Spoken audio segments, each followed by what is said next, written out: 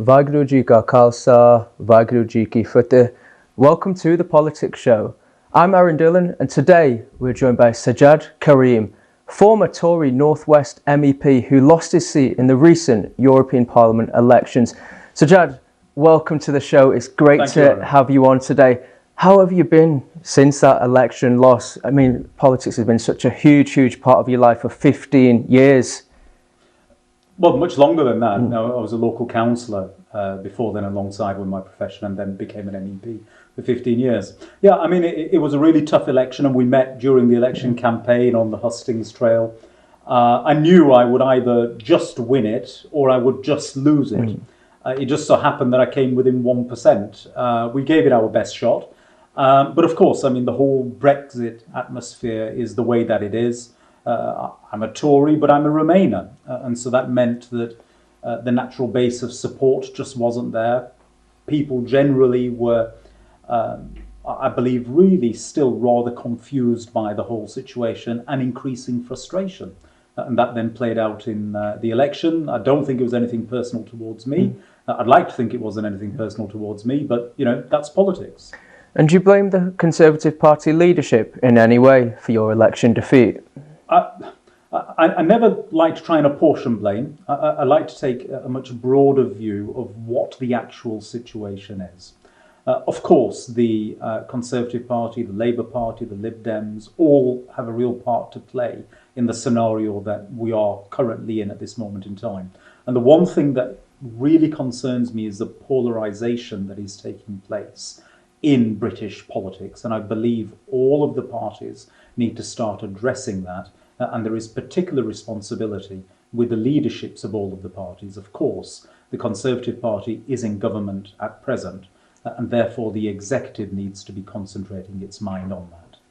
It seems day by day we seem to be edging closer to a no-deal Brexit. How damaging do you believe that would be for the UK? Catastrophic. I speak very openly about this because it worries me greatly. I know what effects can potentially play out once we get into this no-deal Brexit scenario. I'm not going to bore your viewers with the details, but there are going to be considerable pressures on sterling value, which means increasing prices. There will be pressures on the economy. There will be pressures on food supplies. There will be pressures on every aspect of your everyday life.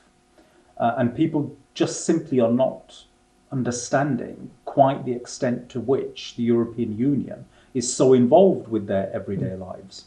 So to break apart abruptly is going to have a very abrupt consequence and reaction. And what really worries me about that is the pressures that is going to place on the unity of the United Kingdom itself. As I said, we are polarised. We seem to be divided on so many different levels today. And one of those divisions is the constituent parts of the United Kingdom itself, with Northern Ireland and Scotland having voted to remain and taking a particular stance. And of course, England and Wales taking a very different position at this moment in time.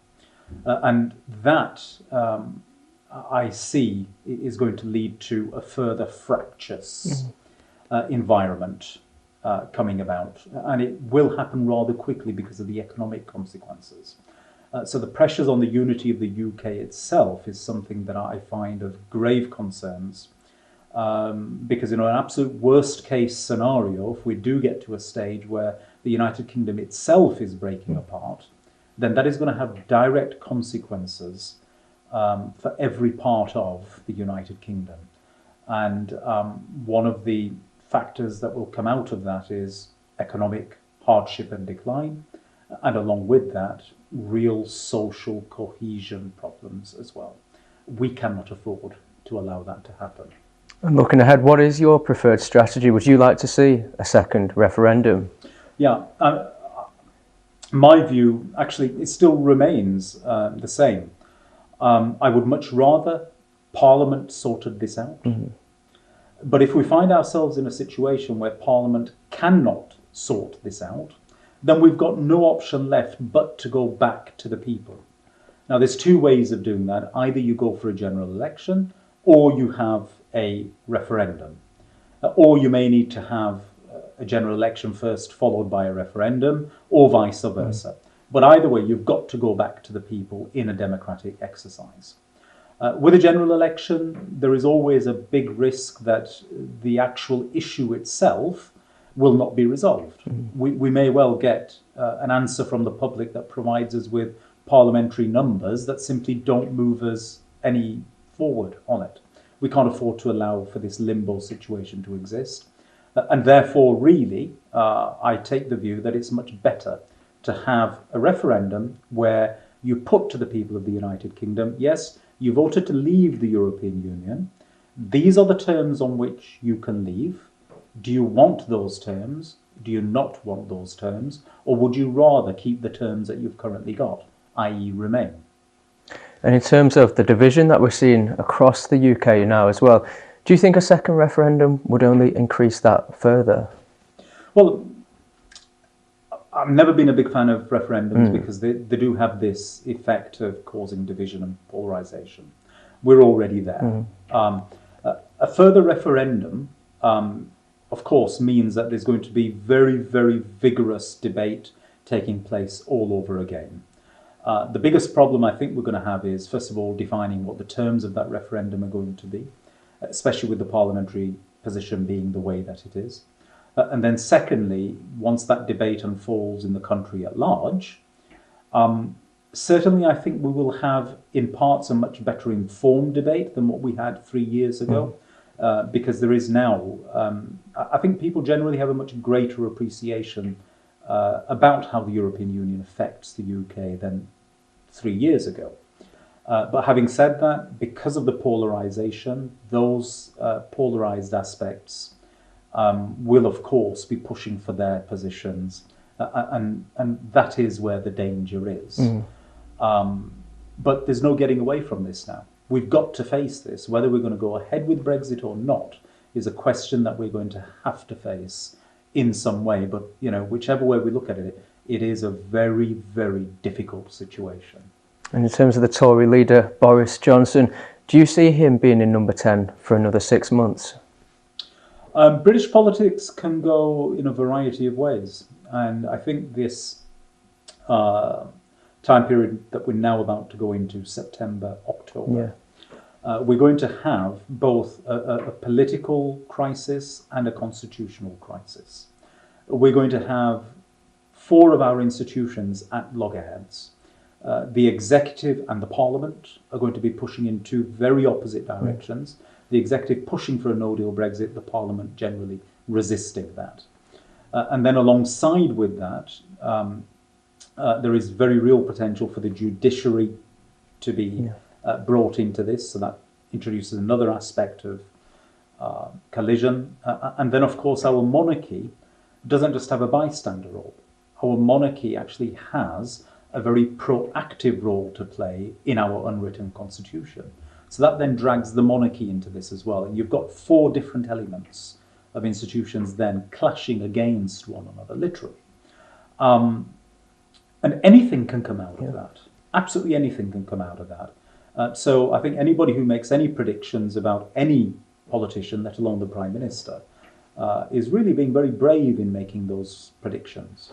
Do you think a failure to leave on October the 31st could lead to a capitulation of the Tories? Well, the thing is, I don't see that as failure. What I see as failure is leaving in disastrous circumstances. Leaving without a deal is not an achievement.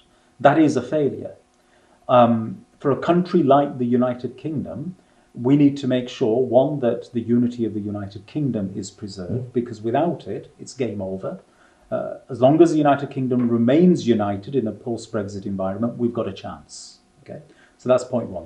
Secondly, in terms of our international relations, if we are going to set a marker down that we walk away from relationships in very disastrous fashion, I'm afraid that's not going to set us up particularly well in the eyes of future partners with whom we're going to need to be forging new agreements. So it's not an advisable course of action either way. It's a failure. What is far better is to keep working towards a successful outcome, which is either an agreed basis upon which we leave, or the United Kingdom actually stays in the European Union. Do you believe in the next election that the Brexit Party and the Tories should make some deals as well to ensure that, we've seen Remain backing parties also, do that recently, but do you believe there should be some pacts made between the Brexit Party and the Tories to ensure that rival candidates aren't put against each other? Well, I think at this moment in time, both of the main parties, the Labour Party and the Conservative Party, are having to do some real soul searching as to where they stand. If the Conservative Party, and I'm very clear about this, if the Conservative Party takes the view that they are going to form a coalition with the Brexit Party, then I'm afraid the centre-right of British politics truly is then abandoned by them. And the vast majority of Conservatives are people like me. We are in the centre-right of British politics. Equally, the Labour Party, on the other hand, will have to make a decision as to whether they're going to carry on this leadership course of being a very leftist leaning positioned party and therefore abandoning the centre-left of British politics. Now, if you think about it, Brits in their politics, we're very central, centre-right and centre-left. And that's the majority of British people. But if we've got the two main parties actually abandoning that space to represent two extremes, then you've got a huge section of Britain that is politically homeless at that moment in time. How do you believe that politicians across the UK can sort of go about regaining some of the trust that has been lost between them and voters as well in recent times? It's not just a British phenomenon. It's much, much wider than that, and we're seeing it playing out across the globe. Trust in politicians, I'm afraid, is at an all-time low. In the United Kingdom, deservedly so. One of the things that I picked up in the European election campaign, and it's something that had been building for some time, but generally on Brexit, I think where people are is the following.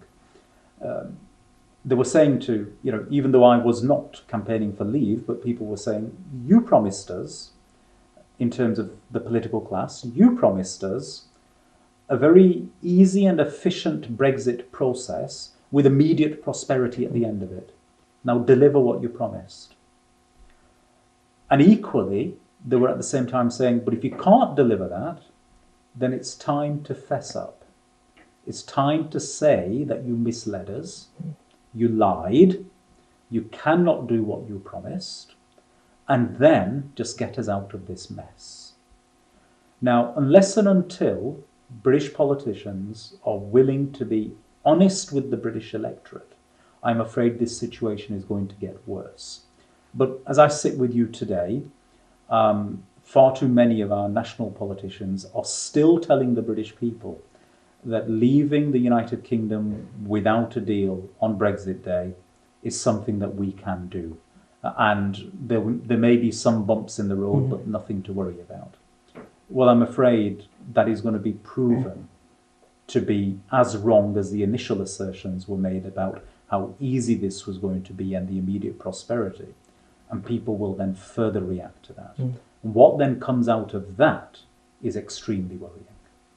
And despite losing your seat after 15 years, coming from a working class background, when you reflect on your time in European Parliament, how proud does it make you feel of what you have achieved during that time? It was a tremendous honour, privilege and pleasure to be able to represent the northwest of England, the United Kingdom, in Europe and Europe to the world. And to have played a part in that, in the post-2004 enlargement of the European Union, when we brought in the former Eastern European countries back into a European family through the European Union. It really has been, for me, beyond anything that I could ever have expected to be able to play a part in. People in the United Kingdom just really do not know how much constructive engagement has delivered for the United Kingdom by being in the European Union. And all too often it's those who have been negative and destructive in Europe who have got the media highlight here in the UK. Those of us who have just very quietly, very patiently got on with actually doing the job and delivering, our work just simply isn't heard about here in the UK. But that's not to say it isn't there. It is there. The fruits will be borne for years and years to come. Years to come. How crucial as well would you say, is it crucial to have sort of that family support network as well when you are a leading politician? You cannot succeed without it. And the biggest sacrifice, for instance, has been made by my wife, my children and my parents. Because if any of those individuals had picked up the phone and said, we cannot do with you being away, I'd have had to give up being an MEP. So really, they are the people who have made a huge contribution that has allowed me to do what I wanted to do. It was my choice, not theirs. But they supported me. Without that support, you just simply cannot fulfill this type of role. It's not possible. And moving to somewhat of a darker sort of topic, social media abuse aimed at politicians. Is that something that you have faced in recent times? Yeah, it's a huge problem. I think any politician who is genuinely engaged is going to get it. And it comes from a variety of different sources. It verges on from being comical in certain circumstances where people are just posting things which are just so blatantly ignorant that they're just funny, and one just sort of ignores it. But then it can go all the way to death threats, which have to be taken extremely seriously. But it's a growing problem now that it's really hit our national politicians. It is a part of our political debate now. But this polarization that's taking place, and social media and the way that it works itself, it's a very impersonal medium, and people just feel they can freely, do things on there that they would never do, in normal public discourse. So, there is a part of learning that needs to happen there as well. Are there some racial undertones to some of that negative rhetoric that you have faced as well? I would say actually the majority of it is either racially based or religious, one or the other. And once again, sometimes it's comical because people are just making statements that make no sense whatsoever to a very basic examination, let alone a critical examination. It is always one way or another just ignorance that's coming out. Very rarely do you get a situation where somebody has posted something racist, and it's clear that this is somebody who has given a lot of thought to what they're actually putting down or doing. It's quite clear you haven't really thought about what you're saying. Labour, as you know, has been rocked by widespread anti-Semitism claims, but the Tories have also faced allegations of Islamophobia in the party. Do you believe Muslims are welcome within the Tory party? Well, I can tell you, Aran, myself, I've personally never had any direct experience of Islamophobia in the Conservative Party. Never, that hasn't happened. But clearly there is an issue because there are so many different accounts that have come from so many different places, from very junior normal members right the way through to quite senior people. So there is an issue, it needs to be addressed, and actually I think it's in the party's interests to make sure that it is properly addressed. The anti-Semitism within the Labour Party, equally once again. Anti-Semitism is the canary in the cage when it comes to Europe. Line of warning. And the huge increase that we've seen in anti-Semitism means actually we've got a problem today. And with anti-Semitism being where it is, that you've got problems. And that's where all of the other different forms of racism and anti-religious feeling, prejudices basically, then follow on from that. But do we have a problem today as a society? Yes, we do. And amid a lot of the division that we are seeing, do you believe that religious sites such as mosques, such as temples? it's a sorry state of affairs, but I think in some cases it's necessary, in other cases it isn't. I know people have had to carry out reviews of their security situation. This particular situation. But along with that, all of our religious institutions have a very real role to play in our society, and they must not be hindered from playing that role. And what does the next 12 months hold for you? I'm in, like everybody else, to a certain extent, there's uncertainty because of what's unfolding.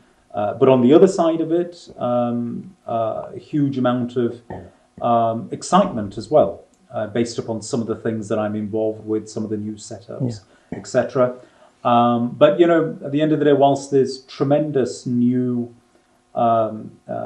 industry-based and private enterprise opportunities coming my way, I am, in my own nature, I'm a public service guy. I would much rather still be in public life. It's a much more difficult form of life, but I'd much rather be doing that.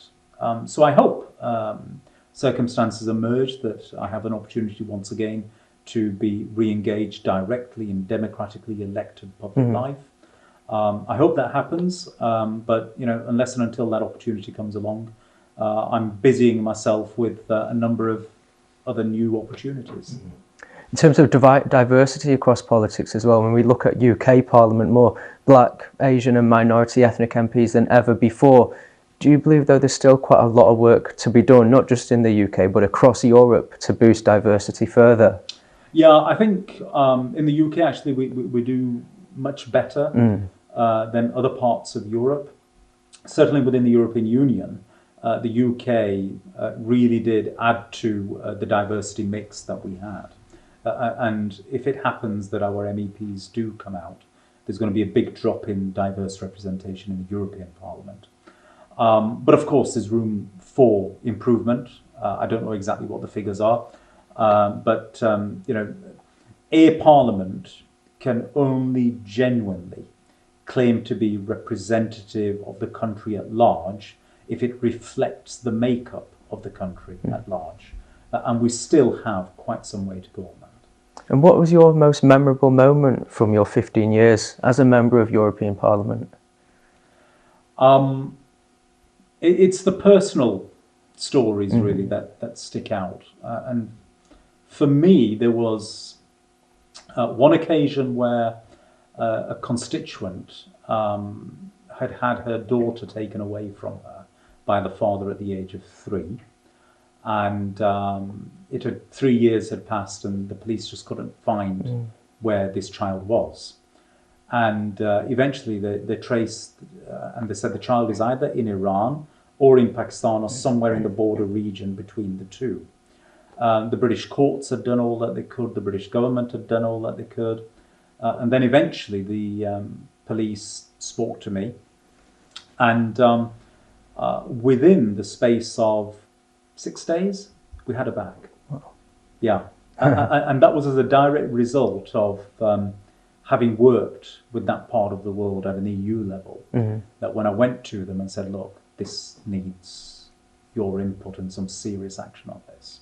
And they delivered. And when she landed back at Manchester Airport and was reunited with her mother, bearing in mind this girl was 3 when she was taken, she was then 6. And when her mother said, I'm your mummy, and that immediate reaction, I'll never forget that. Yeah. Wow. I will never, ever forget that. So that was one point. Another was helping to get a lad from Yorkshire off death row. Wow. He'd been in custody and on death row for 18 years. And then eventually his family led a campaign. So I got involved with that.